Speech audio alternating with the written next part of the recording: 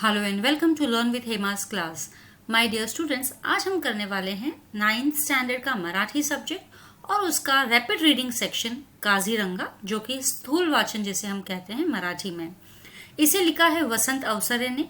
ये एक कवि भी है और प्रवास वर्णनकार भी है। कवि तो पोएट हम सभी जानते हैं, और प्रवास वर्णनकार मतलब जो ट्रैवल करते हैं और अपने ट्रैवल का ट्रेवलॉग लिखते हैं, यानी डिस्क्रिप्शन लिखते हैं वो। यात्री हा स्फुट कवितांचा संग्रह इन्होंने ये लिखा है। यात्री नाम की इन छोटी छोटी पोएम्स का इन्होंने एक कलेक्शन किया है। भिक्षूंच्या प्रदेशातून लाल नदी निळे डोंगर ही प्रवास वर्णने प्रसिद्ध।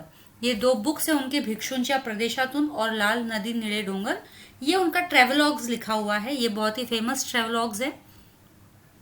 प्रवास वर्णनात निसर्गाच्या देखण्या रूपांसोबत त्या प्रदेशातील लोकजीवनाचे सूक्ष्म अवलोकन, चिंतन व समाजवादी भूमिकेतून केलेले विश्लेषण आढळते। यानी कि ये जो प्रवास के अपने वर्णन करते हैं, ट्रैवल को डिस्क्राइब जब करते हैं, तो अपने डिस्क्रिप्शन में नेचर को बराबर बनाए रखते हैं। नेचर का ब्यूटी हमेशा उसमें इंक्लूड करते हैं और बहुत ही अट्रैक्टिव रूप से वो अपने नेचर को बताते हैं अपने ट्रैवल्स में। और साथ ही साथ उस प्रदेश में जहाँ भी वो ट्रैवल करने जा रहे हैं, वहाँ के लोगों के जीवन के बारे में भी वो एनालाइज करते हैं और उनके बारे में कंप्लीट डिटेल स्टडी करते हैं। प्रस्तुत पाठात लेखकांनी काझीरंगा अभयारण्याच्या जंगल सफारीचे वर्णन केले आहे। काझीरंगा ये एक सेंचुरी है जो कि आसाम में है, और ये जो यहाँ पर जंगल सफारी जो किया है लेखक ने, दैट इज वसंत अवसरे ने जंगल सफारी जो की है, उसका डिटेल्ड डिस्क्रिप्शन इन्होंने बहुत ही ब्यूटीफुल ढंग से यहाँ पे इस चैप्टर में किया है। तो ये पूरा चैप्टर मैं आपको एक्सप्लेन करूंगी लाइन बाय लाइन, साथ ही साथ इसके क्वेश्चन आंसर्स भी मैं आपको कराऊंगी। इसी वीडियो के एंड में आप क्वेश्चन आंसर्स भी देख सकते हैं। और अगर आपको मेरे वीडियोस पसंद आते हैं, अच्छे लगते हैं, ज़रूर से लाइक कीजिए, सब्सक्राइब कीजिए और अपने फ्रेंड्स के साथ भी ज़रूर से शेयर कीजिए। तो चलिए आगे बढ़ते हैं काजीरंगा का मेन चैप्टर। सुमारे 265 चौरस किलोमीटर विस्तार असलेली काझीरंगा पशुस्थळी अथवा अभयारण्य साऱ्या भारताचे एक भूषण आहे। यानी ये जो जगह है सुमारे 265 यानी कि 265 स्क्वायर किलोमीटर स्प्रेड है। ये जो काजीरंगा है ये एक पशुस्थली यानी पशु पक्षी यहाँ पर रहते हैं, या इसे हम अभयारण्य भी कहेंगे, सेंचुरी भी कह सकते हैं। और ये सारे भारत का एक भूषण है। भूषण मतलब एक गौरव है, अ मॅटर ऑफ प्राइड। एक आफ्रिका सोडल्यास इतके विविध आणि असंख्य पशुपक्षी आसाम शिवाय जगाच्या पाठीवर इतरत्र कुठेच आढळत नाही। यानी एक अगर हमने अफ्रीका कॉन्टिनेंट को अगर छोड़ देते हैं तो पूरे वर्ल्ड में इतने क्वांटिटी में एनिमल्स आपको किसी और जगह पे नहीं मिलेंगे, सिर्फ और सिर्फ आसाम में ही मिलेंगे। यानी सिर्फ अफ्रीका को अगर हमने छोड़ दिया तो आसाम में इतने एनिमल्स आपको मिलेंगे कि पूरे वर्ल्ड में इतने एनिमल्स, व्हरायटी ऑफ एनिमल्स और आपको कहीं नहीं मिलेंगे। इतकेच नव्हे तर आसाम मध्ये वावरणारे काही काही प्राणी जगाच्या पाठीवर दुसरीकडे कुठेही आढळत नाही। और इतना ही नहीं, आसाम में कुछ कुछ एनिमल्स तो ऐसे हैं जो पूरे वर्ल्ड में आपको कहीं भी नहीं मिलेंगे उनके स्पीसीज। जैसे कि हुलॉक नावाचा एक पुच्छविहीन वानर फक्त आसामातच आढळतो। अब जैसे हम मंकी का नाम लेते हैं तो हमें पता है उसको टेल होती है, लेकिन यहाँ पे हुलॉक नाम का एक ऐसा मंकी है जिसको टेल नहीं होती, जिसे हम कहते हैं पुच्छविहीन। यहाँ पर ये मेंशन है पुच्छविहीन। तो हुलॉक नाम का ये जो मंकी है वो उसके पूंछ नहीं है, और पूरे वर्ल्ड में वो सिर्फ यहीं आसाम में ही मिलता है। भारताच्या इतर कुठल्याही प्रांतात त्याची वस्ती नाही, और भारत के और किसी भी पार्ट में, पूरे वर्ल्ड में, पूरे भारत में आसाम को छोड़ के किसी भी पार्ट में इस हुलॉक नाम के प्राणी का कहीं पर भी सेटलमेंट नहीं है, दूसरा कोई सेटलमेंट नहीं है। त्याचे हुलॉक हे नाव सुद्धा त्याच्या आवाजावरून पडले आहे, और उसका ये नाम जो हुलॉक भी है उसके आवाज के वजह से ही उसका ये नाम पड़ा है, क्योंकि मे भी उसी तरीके का कोई आवाज निकालता होगा हुलो हुलो करके, इसीलिए उसका नाम भी हुलॉक पड़ गया। आसामचे वैशिष्ट्य दाखवणारा दूसरा प्राणी म्हणजे एक शिंगी गेंडा, जिसे हम वन हॉर्न राइनोसरस भी कहते हैं। तो आसाम के एनिमल्स के स्पेशलिटी बताने के लिए जो दूसरा प्राणी है पहला तो हमने यहाँ पे हुलॉक पढ़ लिया ऊपर। दूसरा जो प्राणी है वो है एक शिंगी गेंडा, जो कि आसाम राज्य का स्टेट एनिमल भी है। तो उसके स्टेट एनिमल के पुतले यानी स्टॅच्यूज जगह जगह पर लगाए गए हैं। राज्याचे प्रतीक म्हणून आसामात ठिकठिकाणी त्याचे पुतळे उभारलेले आढळतात। यानी क्योंकि मैंने अभी जस्ट कहा आपको कि वो आसाम स्टेट का स्टेट एनिमल है, वन हॉर्न राइनोसेरस, और इसी वजह से जगह जगह पे उसके स्टैचूज बनाकर लगाए हुए हैं। वो हमें दिखाई देते हैं आसाम में ऐसे स्टैचूज उनके। कोणी म्हणेल हा अगदी निर्बुद्ध प्राणी एखाद्या राज्याचे प्रतीक म्हणून का पसंत केला जावा। तो कोई भी कहेगा रे ये जो इतना निर्बुद्ध मतलब जिसको बुद्धि नहीं होती है, जो फुलिश कहते हैं जिसे हम, तो ऐसा ये निर्बुद्ध प्राणी किसी राज्य का स्टेट एनिमल कैसे हो सकता है। तो यही क्वेश्चन पड़ता है सबको। पण प्रथम दर्शनी वाटतो तितका हा प्राणी टाकाऊ नाही, लेकिन फर्स्ट नजर में देखते हैं उतना बोरिंग ये लगता नहीं है, या उतना बोरिंग ये है नहीं, उतना टाकाऊ आहे। टाकाऊ मीन्स बोरिंग। कोणातरी इंग्रज कवीने गेंड्यावर एक लहानशी कविता करून तो माणसांपेक्षा कसा श्रेष्ठ आहे ते दाखवले आहे। कोई तो भी ब्रिटिश पोएट ने इस राइनोसेरस के ऊपर एक पोइट्री लिखी है और उसने ये बताया है कि किस तरीके से ये राइनोसेरस जो है इंसानों से ज्यादा बेटर है या समझदार है। एखाद्या पुतळा पाहणे आणि त्याला प्रत्यक्ष पाहणे यात फार फरक असतो। मी तर गेंडा व त्याच्याबरोबर आसामातले इतर पशुपक्षीही प्रत्यक्ष व जवळून पाहण्याची संधी मिळावी म्हणून काझीरंगाला आलो होतो। अब यहाँ पे ये जो लेखक है वो कह रहे हैं कि एक आप पुतला देखो और उसको जीते जागते जानवर को देखो, दोनों में बहुत आपको फर्क मिलेगा। साथ ही साथ यहाँ पे ये जो लेखक है वसंत अवसरे ये भी कह रहे हैं कि वो स्पेशली काजीरंगा इसीलिए गए हैं ताकि वो इतने अलग अलग पशु पक्षियों को एकदम पास से देख सके और एकदम पास से एकदम करीब से रियल में उनको देख सके, ना कि कोई पुतला या फिर जो फोटोग्राफ है वो नहीं, उनको एक्चुअल में वो सब एनिमल्स को देखना था और इसी वजह से वो काजीरंगा टूर पे गए थे। अशा ठिकाणी वन्य पशु बहुधा सकाळी लवकर अथवा सूर्यास्ताच्या वेळी पाहायला मिळतात और ऐसे जगहों पे, ये सेंचुरी टाइप का जो जगह है, ऐसे जगहों पे ये जो वन्य पशु पक्षी है यानी कि जितने भी जानवर है पक्षी वगैरह हैं वो सब आपको कौन से समय पे देखने को मिलेंगे, सूर्योदय या सूर्यास्त का समय। ये दो टाइम ऐसे हैं जब ये सारे पक्षी जो हैं अपने घोंसले से, नेस्ट से या अपने ठिकानों से बाहर निकलते हैं, घूमते हैं, तो उस वक्त हमें ये पशु पक्षी देखने को मिलेंगे। आदल्या रात्री खूप पाऊस पडला होता, तेव्हा सकाळी जर पावसाची बुरबुर चालू राहिली तर जंगलात जाणे कठीण हे मी जाणून होतो, पण माझे नशीब जोरदार होते। अब वो कहते हैं कि आदल्या रात्रि मतलब पहली रात को इतना जोर से बारिश गिर रहा था और अगर सुबह तक भी इसी तरीके से बारिश गिरती रही तो जंगल में जाना मुश्किल होगा, ये बात तो मुझे भी पता थी, लेकिन मेरा नसीब जो है बहुत ही जोरदार निकला। दुसऱ्या दिवशी सकाळी आकाश पूर्णपणे निरभ्र होते। दूसरे दिन जो है आकाश जो है एकदम क्लियर हो गया था, निरभ्र मतलब क्लाउडलेस। पूर्वेचा वारा पण इतका शांत होता की जंगलात फिरणाऱ्या जनावरांना आमच्या वासही येणे कठीण होते। पूर्वेचा यानी वेस्ट से, पूर्व दिशा से जो आने वाली जो हवा थी, पूर्व is east direction north west direction, पूर्व दिशा से जो हवा आ रही थी वो इतनी शांत थी, इतनी धीरे थी कि जंगल में घूमने वाले जानवरों को हमारी खुशबू तक नहीं आ सकती थी। अब हम इंसानों की खुशबू कैसे पहुंचती है जानवरों तक, जब हवा बहती है तो हवा के साथ इंसानों की खुशबू भी बहती है। तो उस तरीके से यहाँ पे बताया गया है। पूर्वेचा वारा पण इतका शांत होता, मतलब ईस्ट से जो आने वाली हवा थी वो भी इतनी शांत थी कि जंगलात फिरणाऱ्या जनावरांना, कि जंगल में घूमने वाले जानवरों को आमच्या वासही येणे कठीण होते, हमारा स्मेल भी नहीं आ सकता था। काझीरंगाची भूमि ही कर्दम भूमि आहे। कर्दम भूमि मतलब कीचड़, कर्दम इज कीचड़, तो काझीरंगा ये जो है वो पूरा किच्चर से भरा हुआ है। इथल्या कमरे इतक्या चिखलातून फिरणे माणसाला अशक्यच, और यहाँ पर तो एकदम कमर के जितना कीचड़ भरा हुआ रहता है, मतलब अगर आप वहाँ पे स्टेप इन करोगे ना तो पूरे कमर तक आप कीचड़ में डूब जाओगे, इतना वहाँ पे कीचड़ रहता है। सो इथल्या कमरे इतक्या चिखलातून फिरणे माणसाला अशक्यच। प्रत्येक इंसान तो इतने चिक्कल के अंदर नहीं चल सकता है.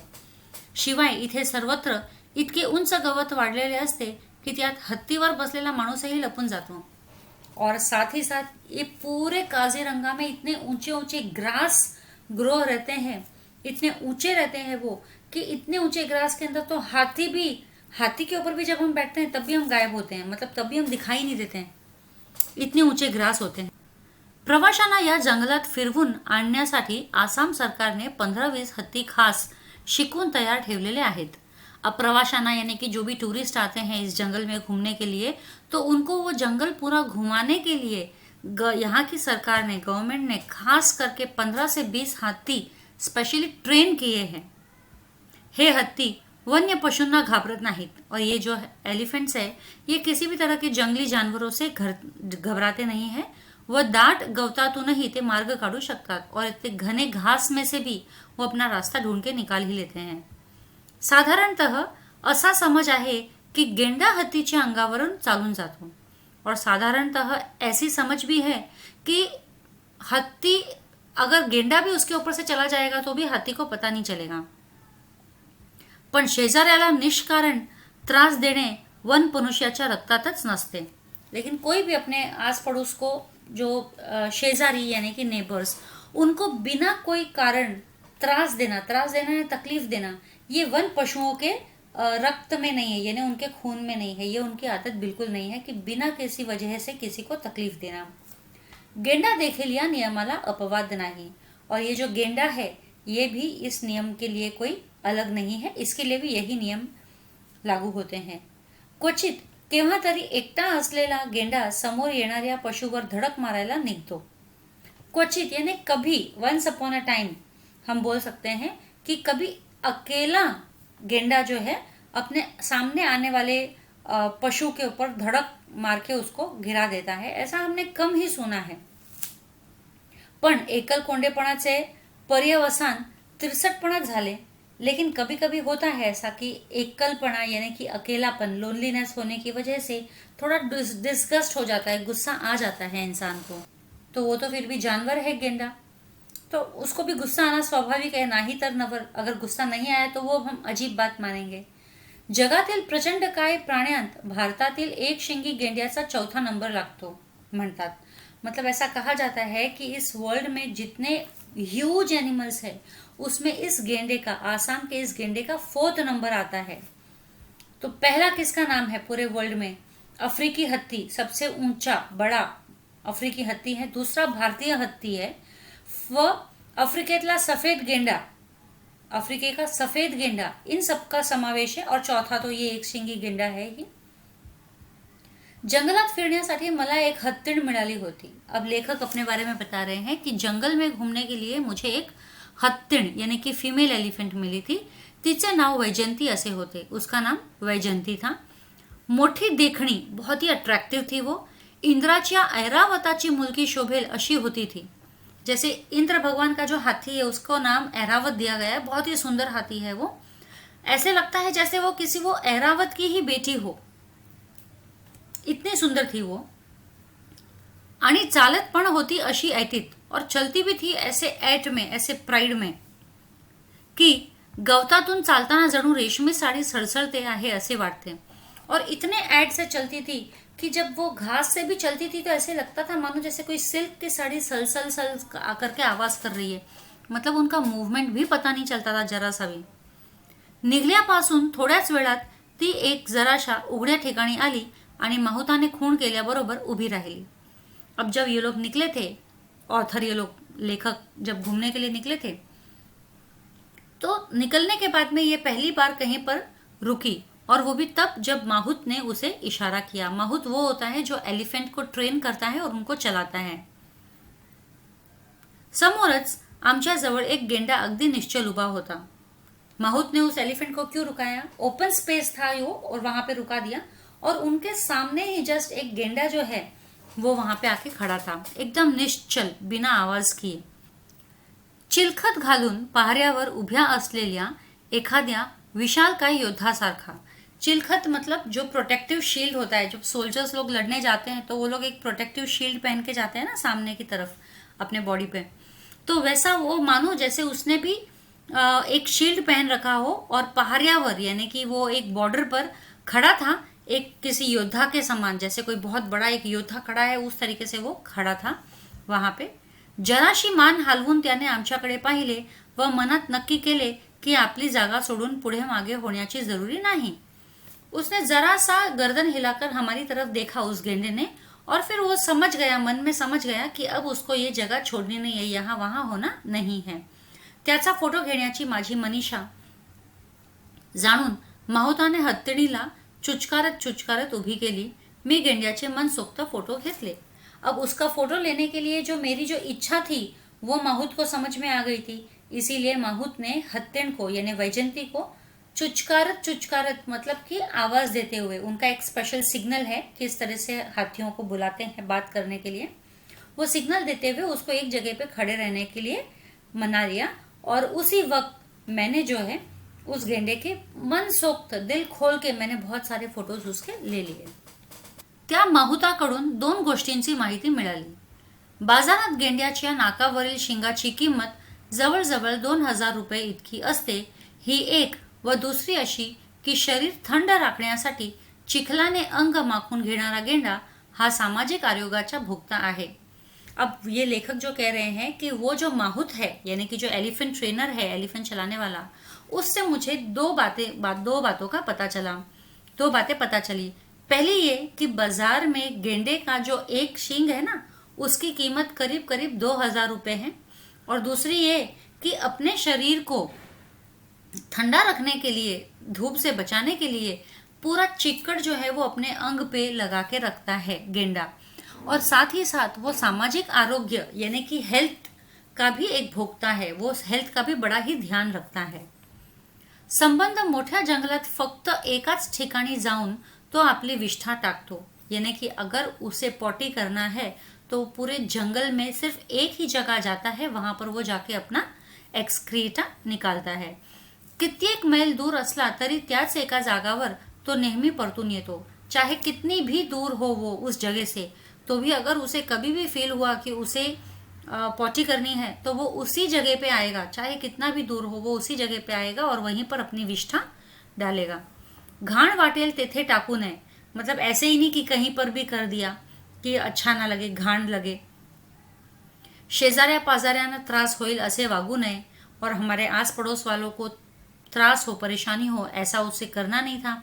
हे समझणारा गेंडा निसंशय शहाणाच म्हटला पाहिजे.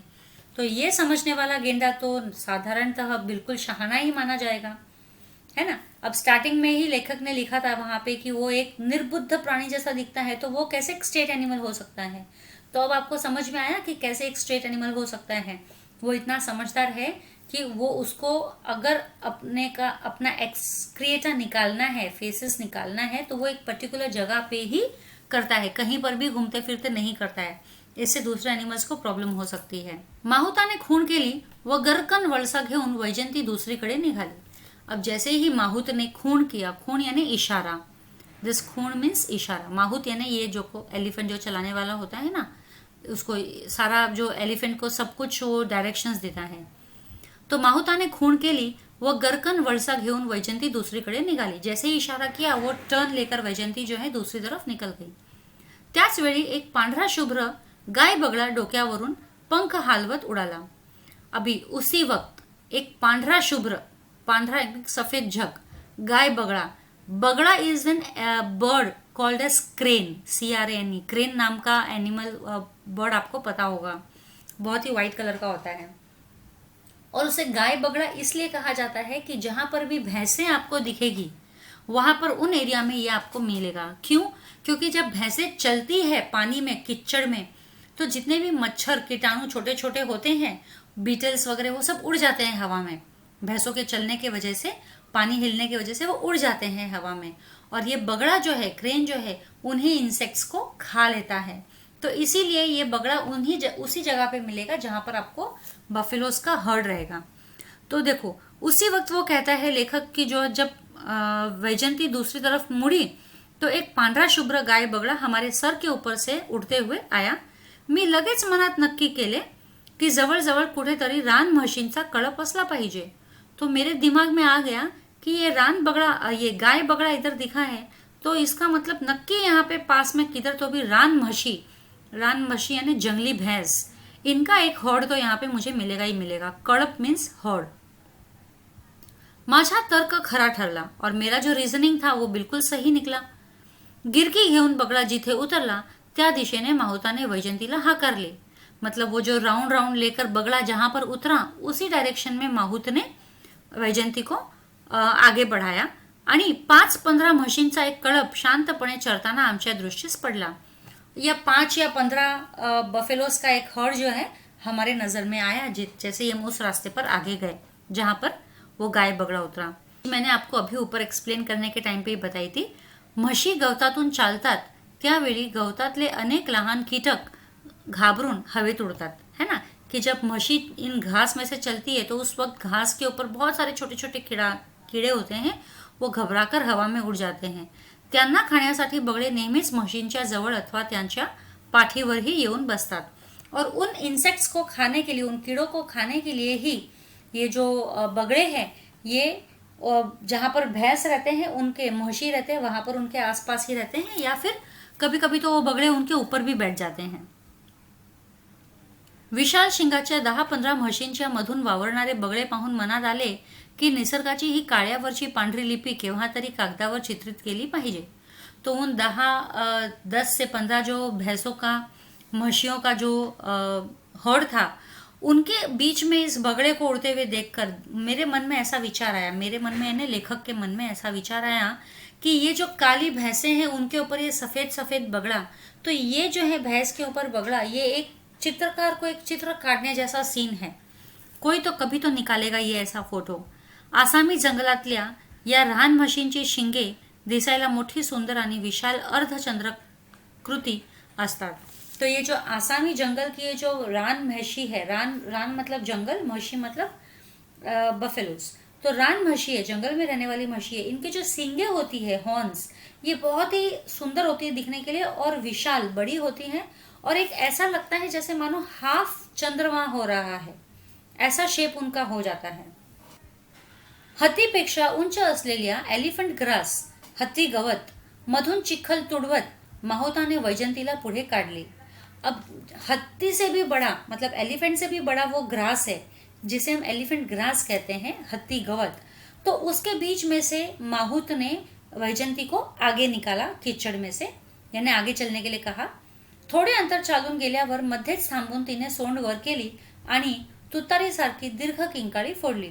थोड़ा सा आगे जाने के बाद में वो वहीं पर बीच में ही रुक गई और उसने अपना ट्रंक, सोंड यानी ट्रंक, ऊपर किया और जैसे मानो वो हवा में चारों तरफ उसे घुमाकर सुगंध ले रही है, खुशबू ले रही है, बास ले रही है कि वो कुछ सूंघने की कोशिश कर रही है. और तुतारी सारखी दीर्घ किंकाळी फोड़ली. तुतारी एक म्यूजिकल इंस्ट्रूमेंट होते हैं जिसमें हवा ब्लो करके बजता है. ये राजा महाराजाओं के टाइम पे आप देखोगे जब होशियार वगैरह बोलते हैं तो ऐसा वो तुतारी बजाते रहते हैं. तो वो तुतारी जो है, उन्होंने तुतारी के जैसा एक दीर्घ किंकाळी बजाई. मला वाटले काहीतरी संकट आहे. तो मुझे तो ऐसे लगा कि एलिफेंट ये इस तरह से बिहेव कर रही है वैजंती, तो कोई तो भी वहां पे आगे डेंजर होगा.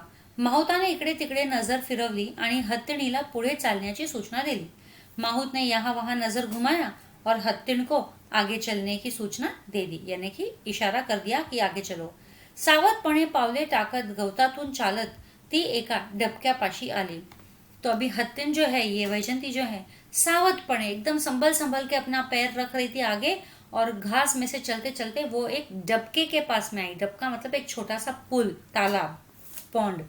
डबक्याच्या काठावर एक हरिण मरून पडले होते और वहां पे at the corner of that डबक्या यानी पॉन्ड के पास में ही एक हरिण यानी डियर वहां पर मरा हुआ पड़ा था. हत्तीणीने पुन्हा एक किंकाळी फोडली आणि तोंड हवेत फिरवून चारी दिशांचा वास घेतला. तो हत्तीण ने वापस एक बार वो किंकारी निकाली, ट्रंक से अपना ट्रम्पेट किया और चारों तरफ में दिशा में अपना ट्रंक घुमा के वहां का वास लिया, सुगंध लिया. जणू काय मृत्यूची पाव आजूबाजूला कुठे रेंगाळत आहेत की काय याचा मागोवा ती घेत होती. तो जैसे मानो वो ये जानना चाह रही हो कि कहीं आसपास में कोई मृत्यु का कोई इशारा तो नहीं है, किसी की मौत का इशारा तो नहीं है. कहीं हमारे पास चुपके से तो नहीं आ रही है।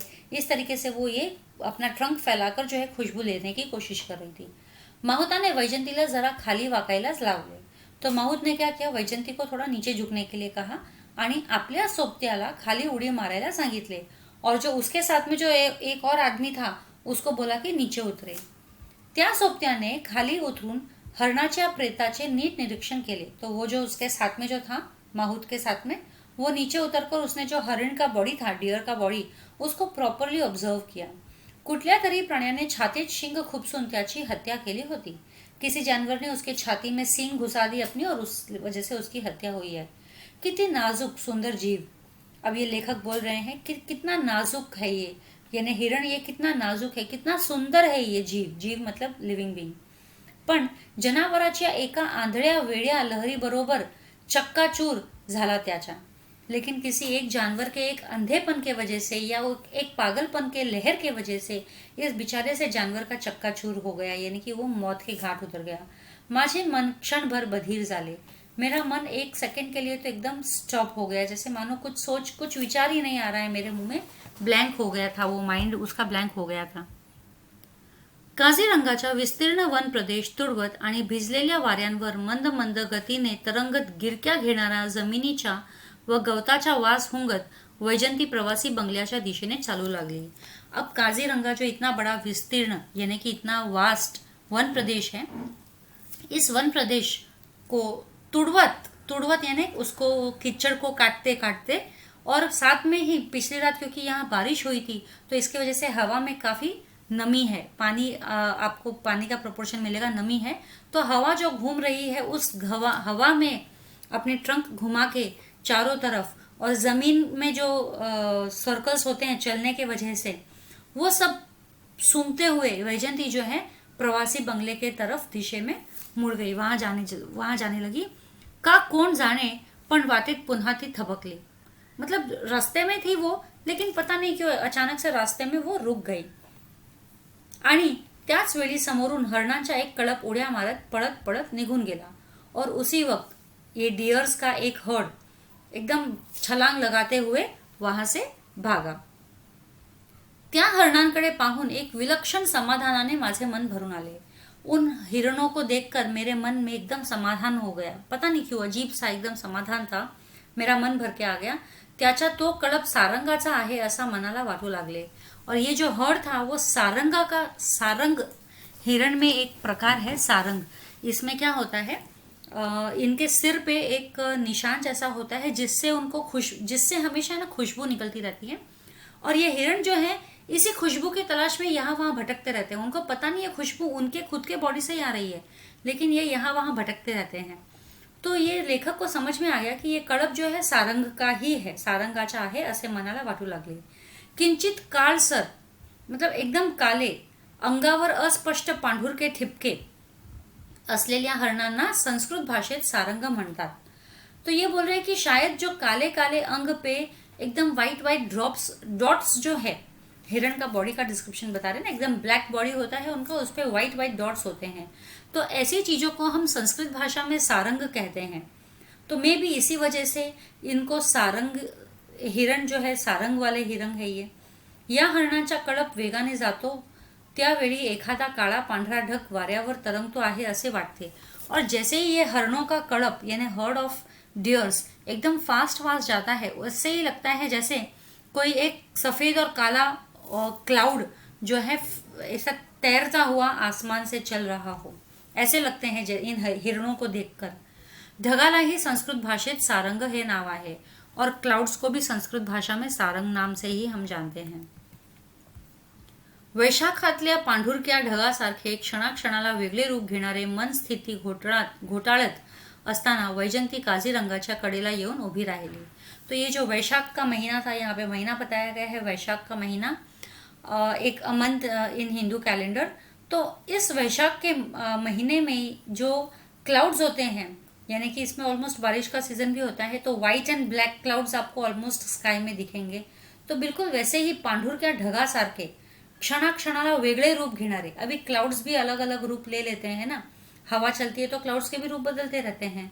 तो वैसे ही ये मन जो है वहीं पर मेरा घूम रहा था, कि इतने में वैजयंती जो है काजीरंगा के एकदम एंड पे किनारे पे आके खड़ी हो गई और प्रवासी बंगला तो वहां से मेरे पास में ही था, मैं उतर गया।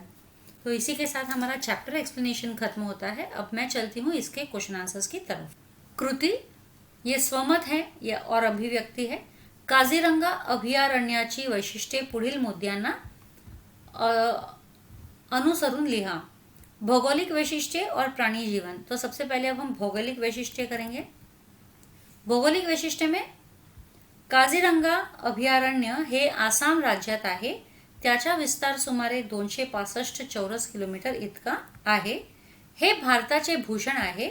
काझीरंगाची भूमी ही कर्दम भूमी म्हणजे चिखलाची भूमी आहे।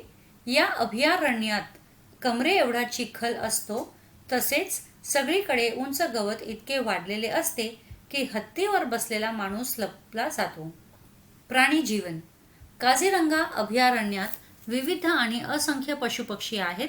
या अभयारण्यात एक शिंगी गेंडा, हत्ती, म्हशींच्या कळप, हरणांच्या कळप, गाय, बगळे इत्यादी पशुपक्षी आढळतात। एक शिंगी गेंडा हे आसामाचे वैशिष्ट्य आहे। राज्य सरकारचे ते प्रतीक आहे। या ठिकाणी वन्य पशु बहुधा सकाळी लवकर किंवा सूर्यास्ताच्या वेळी पाहायला मिळतात। प्रवाशांना जंगलात फिरवून आणण्यासाठी आसाम सरकारने 15-20 प्रशिक्षित हत्ती तयार ठेवले आहेत। ना टिपा लिहा। टिपा मतलब शॉर्ट नोट्स। वैजयंती एक शिंगी गेंडा, गेंड्याच्या सवयी, गाय, बगळे। सबसे पहले हम करेंगे वैजयंती के बारे में। लेखकांना जंगलात फिरण्यासाठी जी हत्ती मिळाली तिचे नाव वैजयंती। इंद्राच्या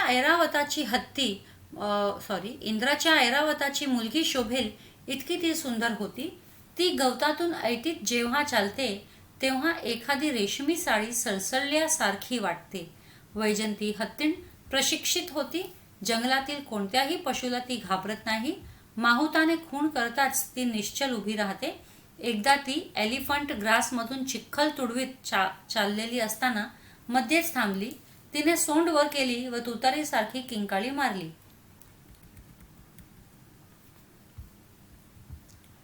तिला डबक्यापाशी मरून पडलेले हरिण दिसले होते। तिने तोंड हवेत फिरवून चारी दिशांचा वास घेतला। तिला जणू मृत्यूची चाहूल लागली होती। एक शिंगी गेंडा।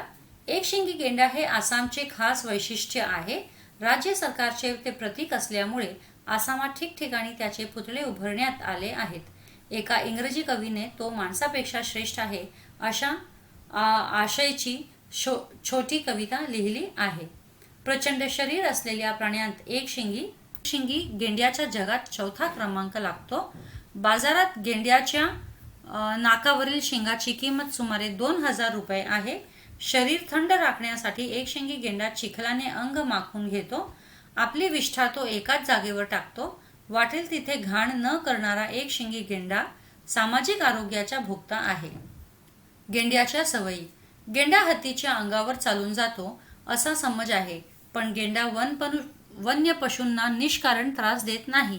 एकलकोंडेपणाचे रूपांतर तिरसटपणात झाले व क्वचित कधीतरी एकटा असेल तर गेंडा समोर येणाऱ्या पशूंवर धडक मारायला निघतो। एक शिंगी गेंडा शरीराला थंडावा मिळावा म्हणून चिखलाने अंग माखून घेतो। संबंध मोठ्या जंगलात फक्त एका ठिकाणीच आपली विष्ठा टाकतो। तो सामाजिक आरोग्याचा भोक्ता आहे। जंगलात कुठेही लांब गेला तरी पुन्हा तो त्याच जागेवर नेमका येतो। घाण वाटेल तिथे टाकू नये व शेजाऱ्या पाजाऱ्याला त्रास होईल असे वागू नये हे त्याला कळते। गाय बगळे।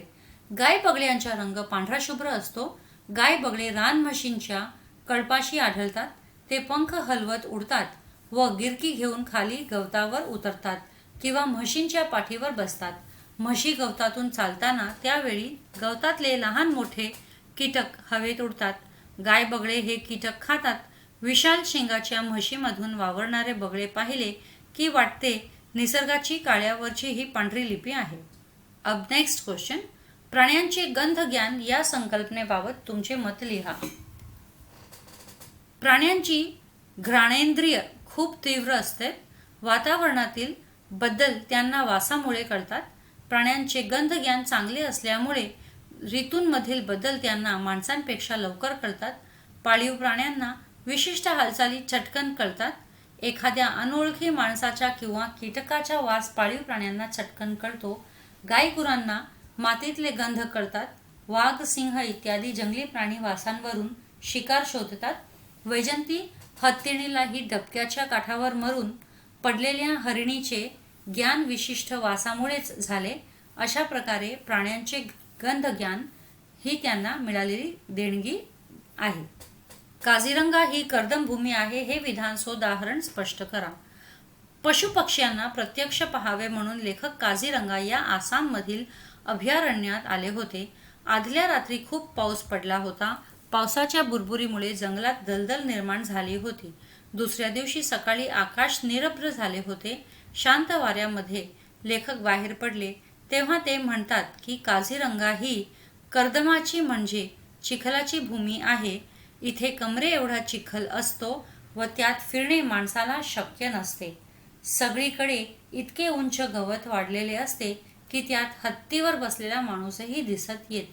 तुम्ही केलेला जंगल प्रवास याविषयी थोडक्यात माहिती लिहा. इयत्ता 8वीत असताना आमच्या वर्गाची सहल पनवेलजवळील कर्नाला येथील पक्षी अभयारण्यात गेली होती. हे अभयारण्य लिंगाणा डोंगराच्या पायथ्याशी आहे.